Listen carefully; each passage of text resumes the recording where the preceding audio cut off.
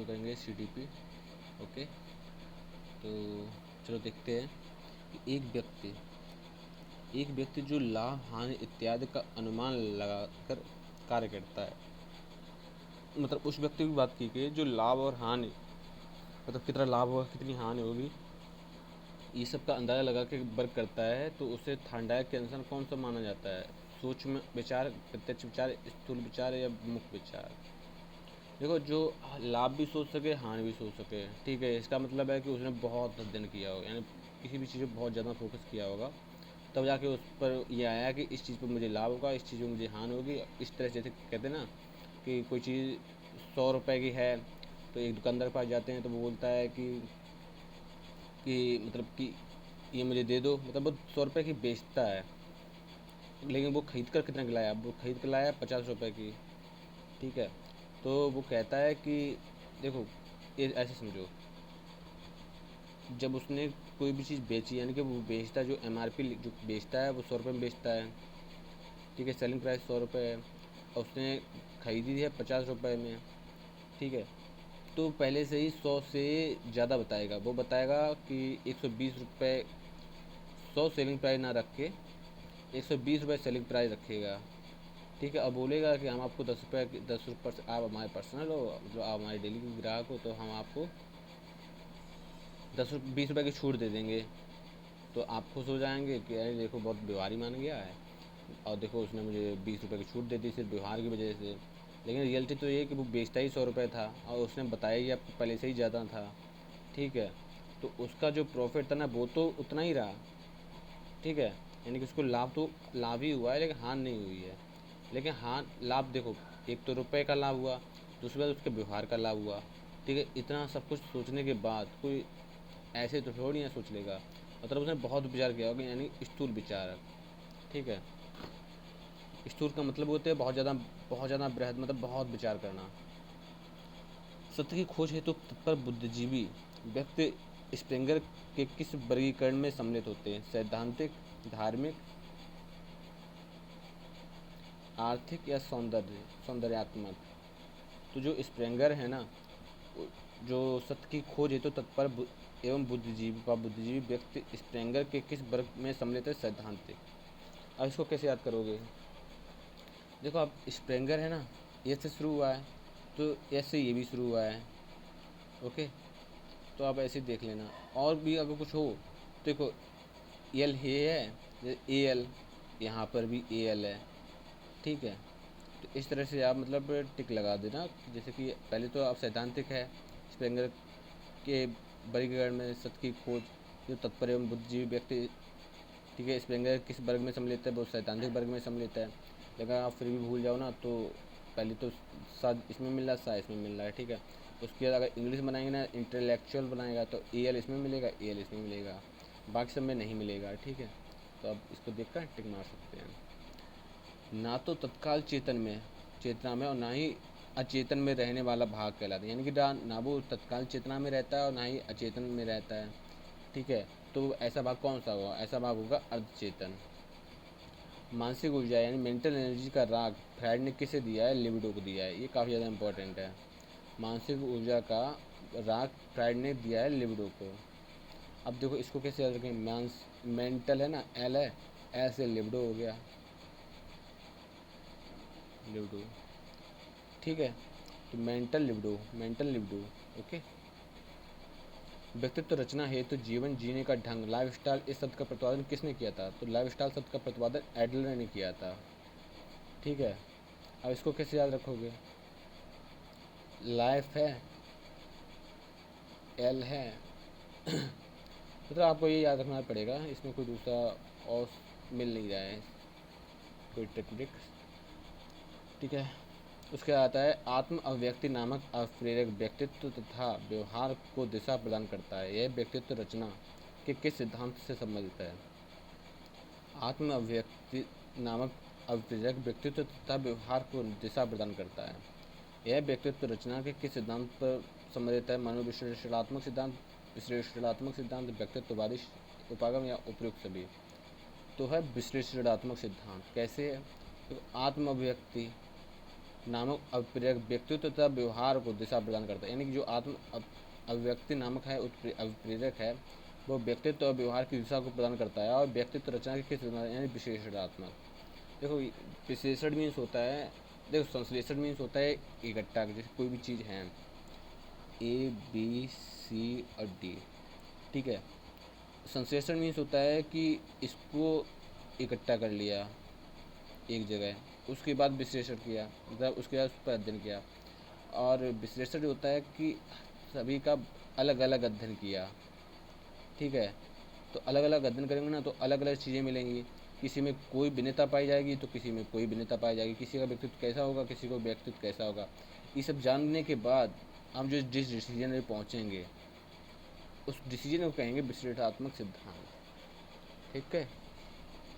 यह करो यह ना करो कौन कहता है, अहम कहता है। और इदम तो है ही बदमाश, ठीक है। अब पराय हम सब पर कंट्रोल, यानी कि ये है सन्यासी बाबा, मतलब इसको मोहमाया से कोई मतलब नहीं है। इसको मतलब तो है, लेकिन जैसे कि मान लेते हैं कि शादी हुई है, ठीक है। शादी के बाद अगर आप कुछ गलत करना चाहेंगे तो वो इदम आपके लिए कहेगा कि अरे यार सही है, जो भी है सब कुछ भूल जाओ, बस तुम मौज मस्ती करो और कुछ नहीं, ठीक है। अहम कहेगा कि यार अभी शादी नहीं हुई है, शादी से पहले ये सब करना गलत है, ठीक है। यानी कि ये आजकल के लोग हैं, क्या गलत है क्या सही है ये आजकल के लोग हैं। पराअहम एक होता है ना कि दुनिया से मोह भंग हो गया, यानी कि ये आदर्श लोग हैं, ठीक है। तो इसको कहते हैं पराअहम। अहम डिसीजन के लिए काम आता है, यानी कि क्या सही है क्या गलत है, कौन सा डिसीजन सही है कौन सा गलत है, ये सब अहम तय करता है। अच्छे व्यक्तित्व की विशेषता है दृढ़ता, गत्यात्मकता, अपरिपक्वता या स्थिरता। जो अच्छा व्यक्तित्व होगा ना वो हमेशा कहते हैं ना कि पढ़ाई है ना, स्टडी है, हमेशा चलती रहती है, कभी रुकती नहीं है, ठीक है। अगर स्टडी अगर कहते हैं ना कि ज्ञान अगर आपने खूब बहुत सारी किताबें पढ़ ली और किसी और कोई अपना ज्ञान नहीं दिया तो एक टाइम के आने के बाद ना वो ज्ञान आपसे भी गायब हो जाता है। तो इसका मतलब स्थिरता तो गलत है ही। अपरिपक्वता, ठीक है। और दृढ़ता, ये पता नहीं दृढ़ता का मतलब क्या है, लेकिन ये गत्यात्मक यानी कि ये चीज़ सही है।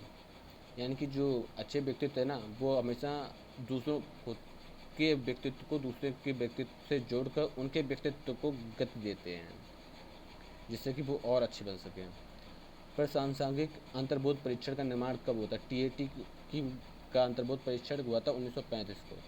हमारे मस्तिष्क का चेतना का भाग होता है, हमारा जो मस्तिष्क है ना वो कितना भाग सोच सकता है, वो होता है 1/10 भाग, ठीक है। प्रक्षेपण शब्द का सर्वप्रथम प्रयोग किसने किया था? प्रक्षेपण शब्द का सरल प्रति ने जेम्स ने या फ्राइड ने या हिजबियर ने, ठीक है। इसका होगा फ्राइड ने। प्रक्षेपण शब्द का प्रयोग सर्वप्रथम फ्राइड ने प्रयोग किया था। अब इसको कैसे याद रखोगे? देखो यार इसमें भी रहा है, इसमें भी रहा है, इसमें भी रहा है, ठीक है। लेकिन इसमें रहा पहले है, ठीक है। यानी कि जिस शब्द में पहले अक्षर में रा निकल जाए आप उसको टिक मार के चले जाओगे, ठीक है। अब ये थोड़ा सा सोचने वाली बात है। और MNOP, ठीक है। आप जिसमें पहला अक्षर हो जिसमें हो वो आप मार के चले जाओगे।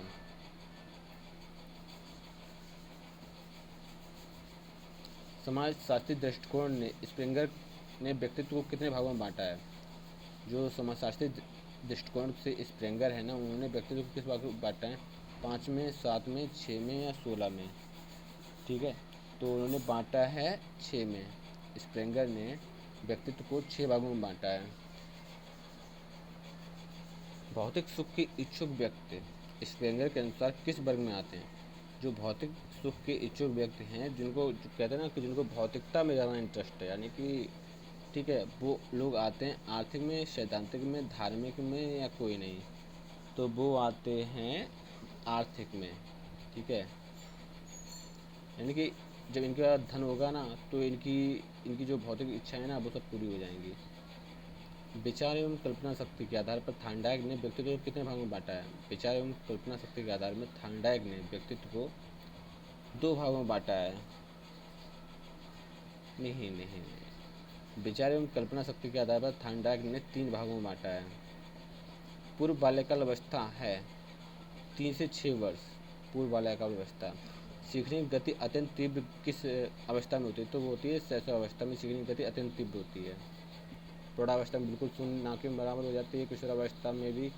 ठीक है, यानी शैशवावस्था का दूसरा रूप अगर देखा जाए ना तो रिपीटेशन होता है किशोरावस्था में। और बाल्यकाल अवस्था बहुत तेज की अवस्था है, यानी स्फूर्ति की अवस्था है, लेकिन उससे भी ज़्यादा जो सीखने की गति है वो शैशवावस्था में ज़्यादा होती है। स्फूर्ति अवस्था कहा जाता है बाल्यावस्था को।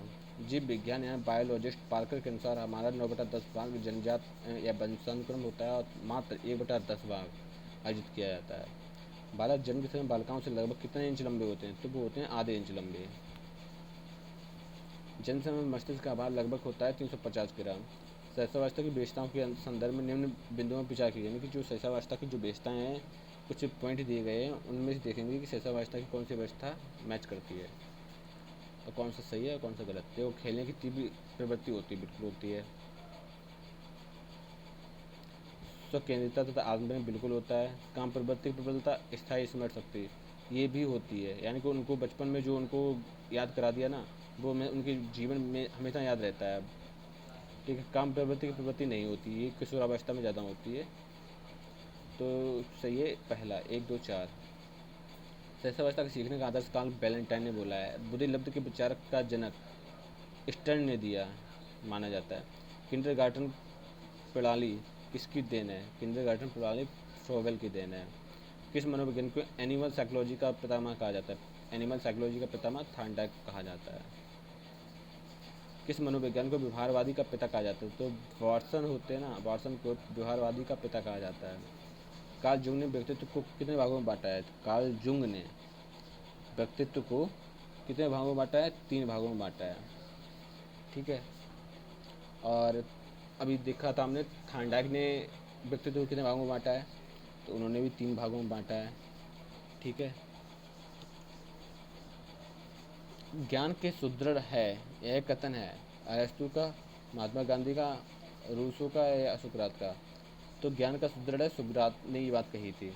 स्याही के धब्बा परीक्षण प्रक्षेपण विधि का निर्माण किस मनोवैज्ञानिक ने किया था? प्रक्षेपण विधि, स्याही के धब्बा परीक्षण बात की गई है, वो वाला प्रक्षेपण नहीं जो आप फ्राइड मार के चले जाओ। ठीक है, तो स्याही के धब्बा वाला परीक्षण ये हरमन रोसा ने दिया था, कोहलर ने दिया, या बुंड ने दिया, या हल ने दिया? ठीक है, तो स्याही के धब्बा वाला परीक्षण हरमन रोसा की देन है। जहाँ पर धब्बा परीक्षण का नाम आएगा वहाँ पर हरमन रोसा का नाम जरूर रहेगा। मनोविज्ञान को चेतना का विज्ञान, साइंस ऑफ कॉन्शियसनेस के रूप में प्रभावित किया गया है। हल ने किया है, बुंट ने किया, मैस्लो ने किया, मैकडूगल ने किया है। मनोविज्ञान को चेतना का बुनियाद किसने माना है? तो मनोविज्ञान को चेतना का विज्ञान बुंट ने माना है। ठीक है, वा से विज्ञान, इसे याद रखो, वा से विज्ञान, ना से ना। ओके, चेतना का विज्ञान बुंट ने माना है। मैस्लो ने प्रेरक के कितने प्रकार बताए? मैस्लो ने प्रेरक के 2 प्रकार बताए। मनोविश्लेषणवादी यानी साइकोनोलाइसिस, सिगमंड फ्राइड कहाँ के निवासी थे? सिगमंड फ्राइड कहाँ के थे? सिगमंड फ्राइड थे ऑस्ट्रिया के। ठीक है, संज्ञानात्मक विकास सिद्धांत के प्रतिपादक है, संज्ञानात्मक विकास सिद्धांत के प्रतिपादक हैं जीन पियाजे। योजना विधि है देन है किलपैट्रिक। योजना विधि की जहाँ बात आएगी ना, आप बिना सोचे समझे किलपैट्रिक लगा दोगे। बुद्धिलब्धि मानसिक आयु वास्तविक आयु इंटू 100, ये किसने दिया था? पाब्लो ने नहीं दिया, रूसो ने भी नहीं दिया। अब आते हैं मैस्लो ने भी नहीं दिया, टर्मन ने दिया है। ठीक है, अब आते हैं एसओआर थ्योरी। अब देखो एसओआर ये बहुत ज़्यादा पूछा जाता है, पहले भी शायद 1 2 बार आ चुका है इसका नाम। तो एसओआर थ्योरी है क्लार्क हल। नकारात्मक प्रेरणा क्या कहते हैं? बाह्य प्रेरणा, यानी कि ऐसी प्रेरणा जो बाहर से मिलती है हमको, अंदर से तो अच्छी प्रेरणा मिलेगी ना, बाहर जैसे बाहर जो हम प्रेरणा देखेंगे ना वो नकारात्मक प्रेरणा होती है।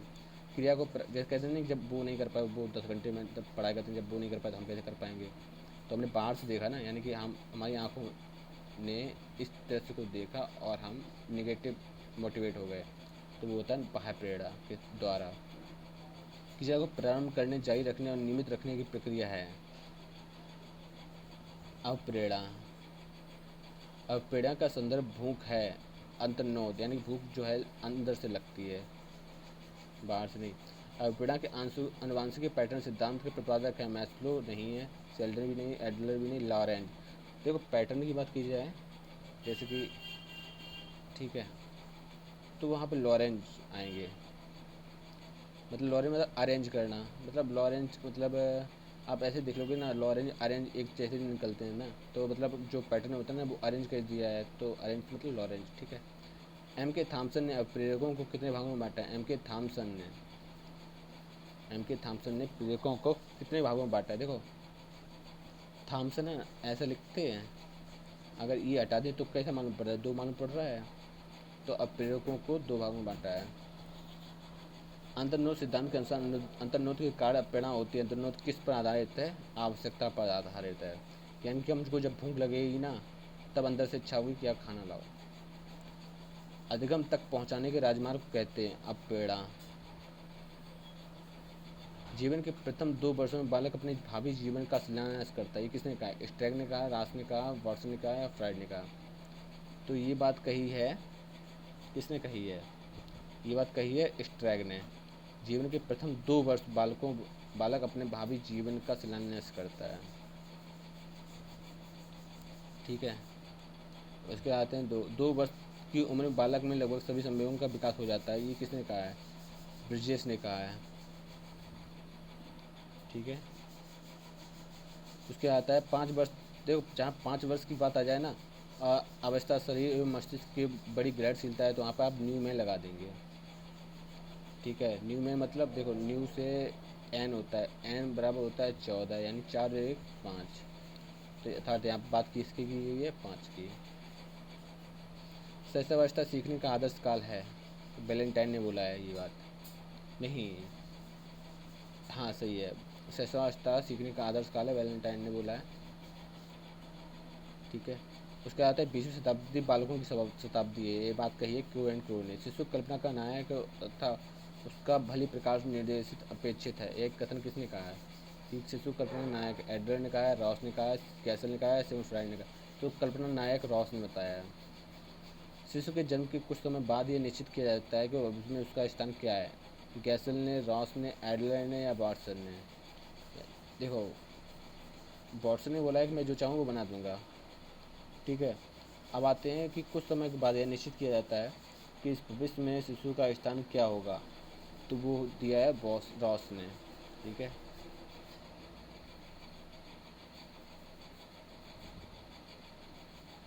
एडलर ने दिया है, ठीक है, एडलर सही है इसका, यानी कि शिशु के जन्म के कुछ समय बाद ये निश्चित किया जाता है कि भविष्य में उसका क्या स्थान होगा। एडलर ने ये बात कही है, ठीक है। आज के 50 क्वेश्चन कंप्लीट हो गए। अब नेक्स्ट क्वेश्चन अगली क्लास में।